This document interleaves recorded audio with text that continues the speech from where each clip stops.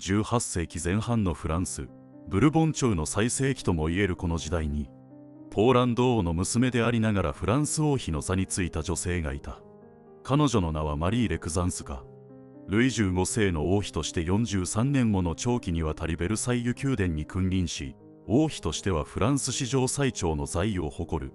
にもかかわらず、その名は政治的影響力の行使よりも控えめな品格、慈善活動、そして宮廷文化の守り手として記憶されている。なぜ彼女は絶対王政の中枢にありながら政治の表舞台に立つことなくその存在を保ち続けたのか。王政の象徴でありながら無言の王妃として歴史に沈黙の痕跡を刻んだマリー・レクザンスカの生涯をたどることで、王妃という制度の意味、そして時代が女性に課した役割を再考したい。今後も人物史を通じて歴史の真相に迫る試みを継続するため、チャンネル登録と高評価によるご支援を賜れますと幸いです。第1章、王女から亡命者の娘へ、運命の婚姻。1725年、22歳のマリー・レクザンスカは、突如としてヨーロッパ最大の王朝、フランス・ブルボン家の王妃に選ばれる。彼女は当時としてはすでに晩婚とされた年齢に達しており、しかもその出自は王妃候補としては異例だった。マリーの父、スタニスワ・フレクチンスキはポーランド王位を一時保持した人物ではあるが、事実上の亡命君主であり、スウェーデンと関係を持つ中で王位に就いたがすぐにロシアとザクセンによって追放された。娘マリーは事実上国を持たぬ王女として各国宮廷の終焉に身を置いていた。このような背景からマリーがフランス王太子、後のルイ15世の妃として選ばれたのはヨーロッパ中を驚かせる決定だった。その背景にはヨーロッパ列強の均衡と宮廷内部の派閥構想が複雑に絡み合っていた。ルイ15世の婚約者だったスペイン王女との婚約が突然破棄され、急遽新たな王妃を探さねばならなくなったフランス王室は政治的対立を招かず、かつ宗教的にも問題のない人物として無国籍で従順な王女マリーに白羽の矢を立てたのである。外交的にはこの選択は中立であることが決定だとなった。神聖ローマ帝国、スペイン、イギリスといった列強との間でバランスを取る中、どの勢力にも過度に偏らず、いずれにも利権を与えないマリーは、ブルボン王朝にとって都合の良い妃であった。彼女を推薦したのは、宰相フルーリース騎卿であり、彼は内政の安定を何より重んじる立場から、国際的緊張を回避する目的でマリーを推した。当時の民衆の反応は、当初冷ややかだった。名も知らぬ無名のポーランド王女が、太陽王ルイ14世の孫の妃となることに対して、パリ市民の間では皮肉や失望の声も聞かれた。風刺詩や宮廷噂話には、古事記の娘が王妃にという揶揄も混じり、王妃としての地位の正当性は最初から揺らいでいた。制度的に見れば、マリーの婚姻は王権の象徴的な再編でもあった。ブルボン王朝は、絶対王政の下で血統と真意の結合を重視し、王妃の出自にも強いこだわりを見せていた。にもかかわらず、その原則を超えて政治的無害さを選んだこの決断は、王権の実利主義的な転換を象徴する。王妃とは政治の道具か、それとも統治の正当性を支える象徴か。マリーの婚姻は、その問いを突きつけていた。関係者の間でも、この婚姻に対する評価は割れていた。ルイ15世本人はまだ15歳で、決定に深く関与することはなかったが、婚礼の直後にはマリーに好意を抱いたとされる。フルーリース騎卿はその温和な性格を重んじ、宮廷の秩序維持に貢献すると見込んでいた。一方で、王室の一部や貴族層は、もっと格式ある家柄の王女を望んでおり、マリーを一代限りの王妃と見る向きもあった。近年の研究では、この政略婚がブルボン王朝の外交転換を象徴する出来事として再評価されつつある。特に、絶対王政が成熟する中で、王妃が担う文化的中立性や、慈善的イメージが国家統治に果たした役割が注目されている。マリーの婚姻は、その象徴的先例とされているのだ。こうして22歳のマリー・レクザンスカは、亡命王の娘からフランス王妃へと、一挙に階段を駆け上がった。だがそれは、彼女自身の意思ではなく、列強と王権の都合が導いた静かな運命の転換点だった。第2章、沈黙の王妃。ベルサイユ宮廷での序列と影響力。フランス王妃としての生活が始まったマリー・レクザンスカは、最初の十数年間を静かに、しかし確実に王妃としての役割を定着させていく。1725年の婚姻直後、彼女はすでに22歳、対するルイ15世はまだ15歳であった。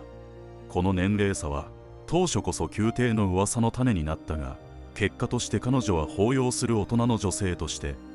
若年の王に心理的な安定を与える存在となった。実際、初期の夫婦関係は円満であり、マリーは夫の信頼を得ていたとされる。だが、この穏やかな日々は、次第に宮廷政治の構造に飲み込まれていく。ベルサイユ宮殿では、王妃の役割は儀礼、出産、慈善活動に限定されており、政治的発言力を持つ余地はほとんどなかった。制度的にも、ブルボン王朝における王妃は、あくまで王権の補完者として位置づけられ、政策形成には関与を許されていなかった。特に最小フルーリース紀教の強い統制の下では、王妃であっても政務からは一線を画すことが求められていた。こうした制度の中で、マリーは自らの影響力を非政治的領域に集中させることになる。とりわけ文化活動と慈善事業での存在感は大きかった。彼女の庇護のもと、教会関係の慈善団体や孤児院、貧民救済施設が運営され、ベルサイユ宮廷内外の女性たちから一定の尊敬を集めた。また、美術と音楽を愛したマリーは、王妃付けの音楽家たちを育成し、クープランやラモーといった作曲家に支援を与えている。これは、後年のマリー・アントワネットに通じる文化を通じた王妃の影響力の方がであった。外交的には、王妃マリーは一見無関係に見えるものの、その存在は安定と中立の象徴として活用された。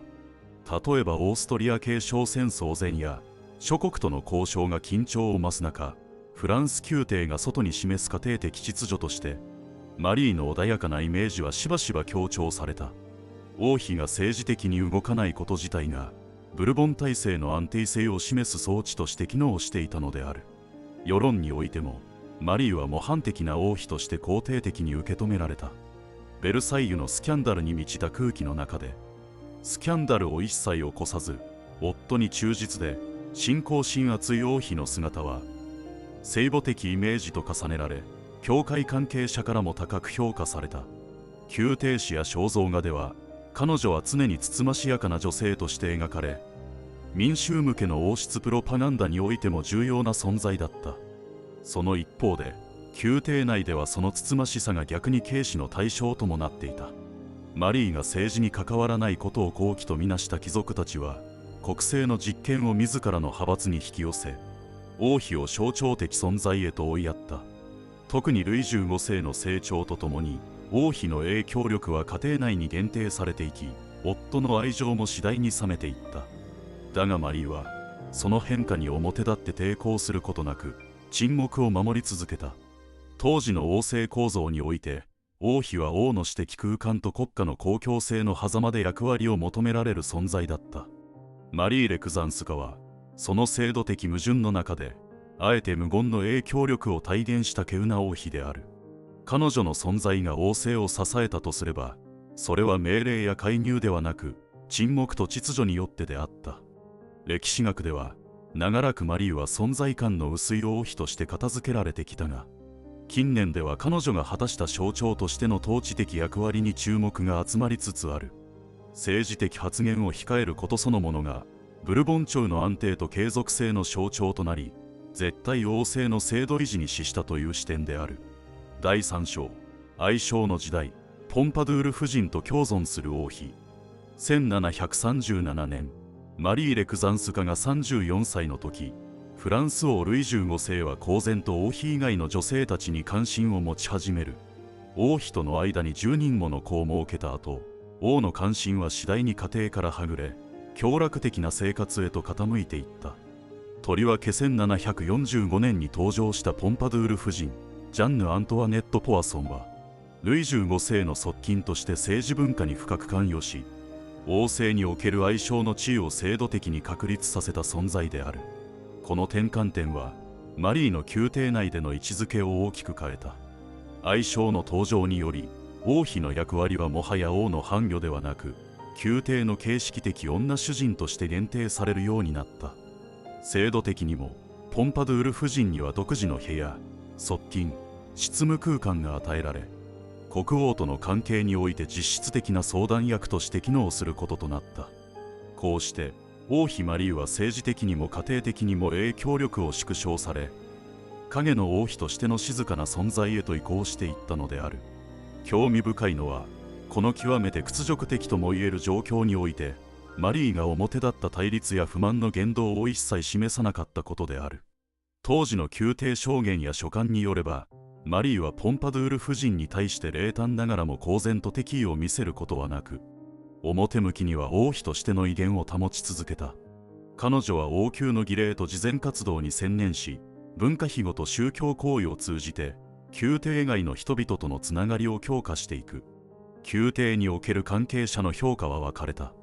ポンパドゥール夫人は知性と教養を武器に貴族層を味方につけ、フランス系孟思想の庇護者としても広く支持を集めた一方、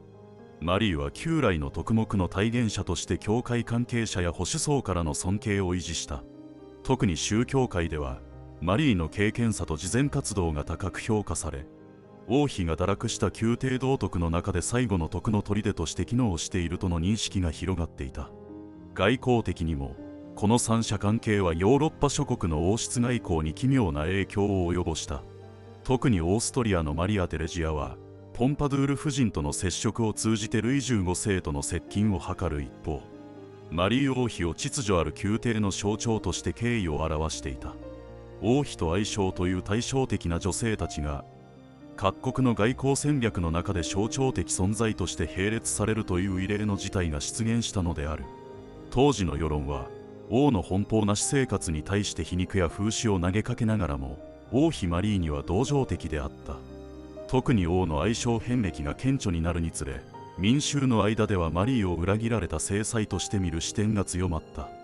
宮廷文学や戯曲においても王妃はしばしば悲劇的な美徳の象徴として描かれ、それが彼女の道徳的優位性を高めることとなった。一方で法制度の観点からは、ポンパドゥール夫人の存在が制度外の権力の合法化につながった点が重要である。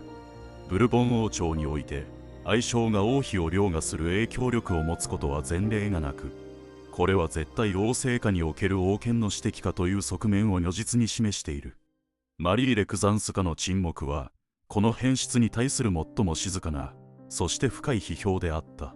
近年の歴史研究では、この王妃と愛称の共存関係が18世紀フランスにおける王権の構造的変容を映し出しているとされる。王妃が制度的には上位でありながら実質的な権力を失っていくプロセスは、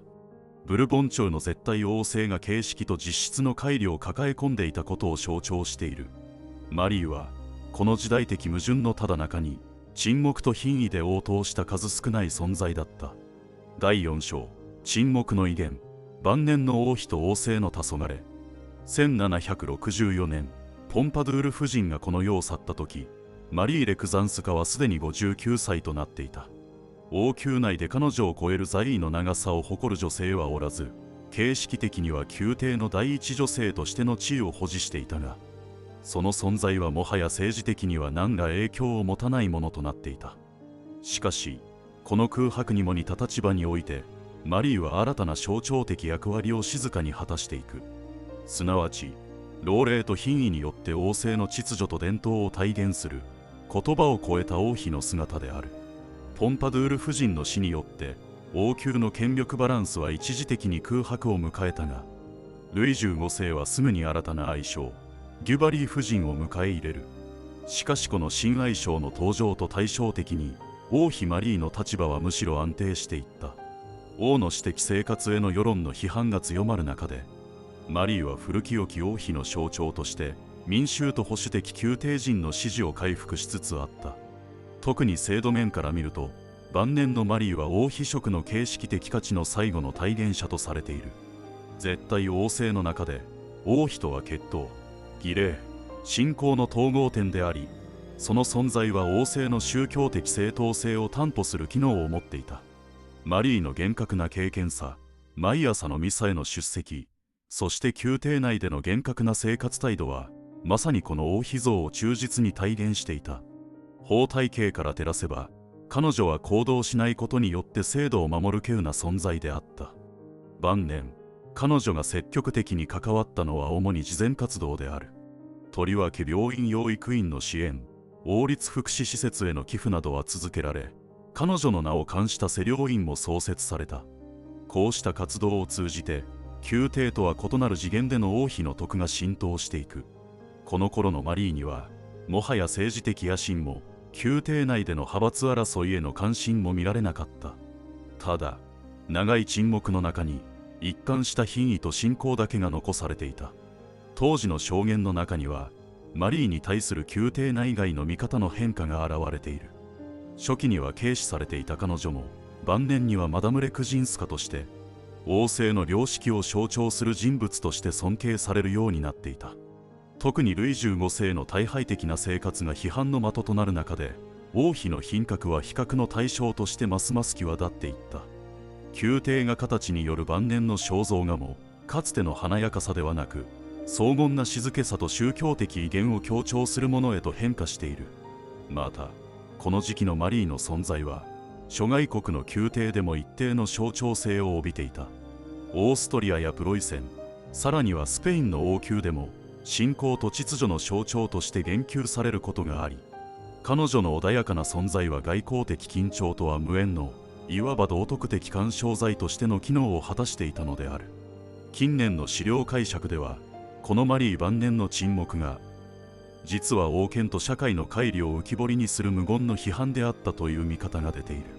彼女は王政の秩序を象徴しつつも、それがもはや実体として機能していないことを、その身をもって示していた。絶対王政の構造が崩れつつある時代に、彼女は静かにその終焉を見届けるものとなったのである。1768年、マリー・レクザンスカは死去する。彼女の葬儀は国王の妃としてではなく、王政の徳の遺物として執り行われ、広範な民衆の弔意を受けた。彼女の死は、王政がいかに形式と実質の乖離を深めていたかを示す象徴的な出来事であり、同時に、マリーという存在がどれほど独自の仕方で王政を支えていたかを後世に伝えることになった。第5章、忘却と対象、マリー・アントワネットと王妃像の転換。1768年、マリー・レクザンスカがこの世を去った後、その王妃像は長らく記憶の奥に沈んでいく。彼女の後継者として王妃となったのは、オーストリア王女マリー・アントワネット。ルイ15世の孫であるルイ16世の妃として1770年にベルサイユに迎えられたこの若き王妃の登場により、フランス宮廷における王妃という役割は劇的に変貌を遂げていく。マリー・アントワネットは、その出自からしてマリー・レクザンスカとは対照的である。ハプスブルク家というヨーロッパ随一の名門の出であり、政治的にはフランスとオーストリアの同盟を象徴する存在。この婚姻自体が外交戦略の中心であり、王妃には明確な政治的象徴的任務が課されていた。一方、マリー・レクザンスカの婚姻は政治的に無害であることが価値とされた。制度的に見れば、王妃が積極的な外交政治の担い手となる構図へと移行したことを意味する。こうした転換は、王政の構造的変化とも密接に関わっていた。18世紀後半、フランス社会は啓蒙思想の浸透と経済的変動により、王権の象徴への期待と批判が両極化しつつあった。この中でマリー・アントワネットは派手で浪費的な外国人王妃として敵視されやすく、マリー・レクザンスカのような沈黙の徳を体現する王妃像は逆説的に再評価される契機となった。実際、マリー・アントワネットへの風当たりが強まるとともに、保守的な宮廷人や宗教界では、しばしばマリー王妃の時代を理想的な秩序として回想する言説が登場した。それは具体的に、質素な生活態度、信仰心、王への忠誠、そして政治的沈黙という4つの徳目を指し、レクジンスカを最後の模範的王妃とする見方へとつながった。一方、世論のレベルでは、マリー・アントワネットを批判する文脈でマリー・レクザンスカの姿が利用されることもあった。パンフレットや風刺画の中には、あの王妃のようにつつましくあれと訴えるものがあり、王妃像の変質が王政への不信と結びついて語られていく。その結果、マリー・レクザンスカの静かなる王妃像は、政治批判の文脈での失われた理想として再浮上することとなる。このように、マリー・レクザンスカの死後、その記憶は一度は忘却されながらも、次世代の王妃との対照によって再構築されていった。それは単なる人物比較ではなく、制度の変容、時代精神の転換、そして王政への信頼構造の崩壊といったより大きな歴史のうねりの中での再評価だった。現代研究においてもマリー・レクザンスカは非介入による制度維持という視点から注目を集めている。マリー・アントワネットのように政治的影響力を行使しようとした王妃とは異なり、彼女は何もしないことによってむしろ王政の秩序と正当性を支えていた。この沈黙の選択が王妃とは何かという制度的問いに対して最も深い形で応答していたという評価である。第6章、記憶の断絶、革命の渦中で消えた王妃像。1789年、フランス革命が勃発し、ブルボン王政の秩序が音を立てて崩れ始めるとき、マリー・レクザンスカの名は急速に公的記憶から姿を消していく。すでにこの世を去ってから20年以上が経過していたが、その沈黙の王妃像は革命という激動の時代においてまさに語られぬものとして処理された。かつて徳の象徴とされたマリーの在り方は、民衆が王妃に求めるイメージや体制そのものに対する視座が根底から変わったことにより、歴史の表舞台から外れていったのである。制度的に見ると、フランス革命は王妃という役職そのものの意義を根本から覆した。1791年の憲法制定においては、王妃は王の配偶者という私的存在には意匠化され、政治的象徴的役割の排除が意図された。そして1792年に王政が廃止されると、王妃制度もまた公式には消滅した。マリー・アントワネットが最後の王妃として断頭台に消えることで、フランスの民衆は制度としての王妃の終焉を視覚的に経験したのである。このような激動の中で、マリー・レクザンスカはどのように記憶されたのか。当時の革命文書やパンフレット、政治的演説において、彼女の名が登場することは極めて稀であった。むしろ、記憶からの削除が選ばれたように見える。その背景には、マリーの沈黙的な在り方が、革命の求める明確な敵味方の構図に合致しなかったという事情がある。言い換えれば、彼女は戦うことも、裁かれることもない王妃として、歴史の外縁に追いやられたのだった。しかし、関係者の証言や回想録の中には、なおもマリー・レクザンスカを良き時代の象徴として想起する声があった。特に、ルイ16世の妹マダム・エリザベートや、亡命貴族たちの手記において、マリーは王家にふさわしい品格を体現した人物として、しばしばマリー・アントワネットと対比されながら語られている。このような評価は、ブルボン家の正当性の記憶を保とうとする層の間で共有されていたが、革命下のフランス社会全体にはほとんど届かなかった。外交的にも、この時期のフランスは共和制とナポレオン体制を経て、王政の復古に至るまでの間、王妃制度を持たない国家体制が続いた。そのため、マリーのような王妃像は、体制的にも象徴的にも居場所を失っていったのである。特にナポレオン時代における女性像は、王妃の沈黙ではなく、皇后ジョゼフィーヌのような美と影響力に支えられた公共性を持つものに変化していた。近年の歴史学では、この革命期におけるマリー・レクザンスカの記憶の空白が注目されている。すなわち、王妃でありながら裁かれることもなく、民衆の怒りの対象にもならず、同時に理想像としても語られなかったことが、逆に王妃制度の構造的変化と深く結びついているという視点である。彼女の無風状態の記憶は、まさに制度的変化の証拠として読むことができる。そして1815年、ブルボン朝の王政復古が実現しても、マリー・レクザンスカの名が政治的象徴として用いられることはなかった。王政は復古しても、かつての沈黙の王妃像は過去のものとなり、時代はもはや彼女のような存在を必要としていなかったのである。第7章、再発見された沈黙、20世紀以降の再評価と象徴性。20世紀後半以降、マリー・レクザンスカの名前は歴史学の領域において静かに、しかし着実に再浮上するようになる。フランス近世史研究が制度史や象徴政治に注目する潮流の中で、彼女のように行動しないことで王権秩序に貢献した人物への関心が高まったからである。かつては地味な王妃として歴史記述の終焉に置かれていたマリーの生涯が、象徴政治、王権正当性、ジェンダー秩序といった現代的視点から再読されるようになっていった。特に注目されたのは、彼女が制度的に何ら発言力を持たなかったにもかかわらず、43年間もの長期にわたり王妃として在位し続けたという事実である。これは王権が行為によって示す力だけでなく、存在し続けることによる正当化を必要としていたことを示す重要な指標とされた。マリーの沈黙と長命は、絶対王政という体制がその外縁に動かぬ徳の象徴を必要としていたことの証左に他ならない。近年の研究では、王妃という制度自体が王権の私的側面と公共側面を媒介する象徴的装置であり、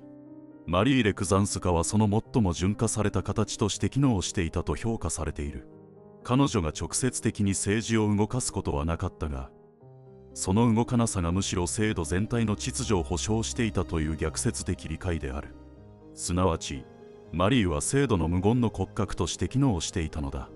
また、ジェンダー史の視点からも、マリーの在り方は新たな問いを生み出している。王妃でありながら母であり、慈善家であり、敬虔な信徒であった彼女の生涯は、18世紀フランスにおける理想的女性像の集約点とされる一方で、そこに沈黙を強いられた構造的限界も読み取られている。現代の歴史家たちは、彼女を抑圧された存在としてだけでなく、抑圧の中で制度的意味を帯びた存在として再定義しようとしている。フランス文化においても、マリー・レクザンスカは近年静かな注目を集めている。ベルサイユ宮殿の展示や王妃の史実の修復などにより、彼女の文化的足跡が再評価されつつあり、とりわけ音楽や宗教芸術の庇護者としての姿が脚光を浴びている。クープランやラモーといった作曲家の作品に残された痕跡を通じて、彼女が文化支援を通じて静かなる公共性を形作っていたことが明らかになっている。こうして21世紀に入った今、マリー・レクザンスカの歴史的意味は新たな角度から問い直されている。彼女は王妃として最も何もしなかった人物であると同時に、最も長く王政に居続けた人物でもある。この事実は行動よりも存在、言葉よりも姿勢が重要だった時代の政治文化を理解する上で貴重な手がかりとなる。今回の動画は以上となります。マリー・レクザンスカの生涯は、沈黙による制度支配という近世ヨーロッパの王政における極めて特異な事例を浮かび上がらせる。政治的発言力を持たず、宮廷闘争とも無縁でありながら、王妃として43年の在位を全うした彼女の姿は、王政という制度が単なる権力の集中ではなく、秩序の演出を必要としたことを象徴している。彼女は発言によってではなく、存在によって秩序を維持した存在だった。現代の私たちは、しばしば歴史的人物を行動によって評価しがちであるが、マリー・レクザンスカのように動かないことが政治的意味を持つ時代と制度が存在したことは、制度史的視点から見ても極めて示唆的である。果たして沈黙は服従だったのか、それとも統治の別の形式だったのか。この問いは、今もなお歴史の真相を照らし続けている。最後までご視聴いただきありがとうございます。本シリーズの継続とさらなる歴史分析の進化のため、チャンネル登録および高評価をいただければ光栄です。それではまた次の話でお会いしましょう。